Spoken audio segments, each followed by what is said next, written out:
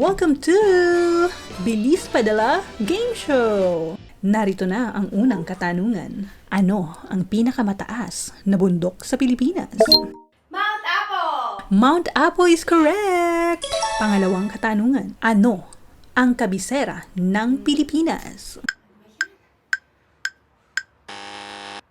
Sayang, ang tamang kasagutan ay Maynila. Narito na ang final question. Anong pera padala service from Europe to Philippines ang very easy to use at hassle-free na FCA regulated with 9 million users worldwide? Alam ko yan! TransferGo! Sila din ay the best rated financial service on trustpilot.com with 4.8 stars out of 5.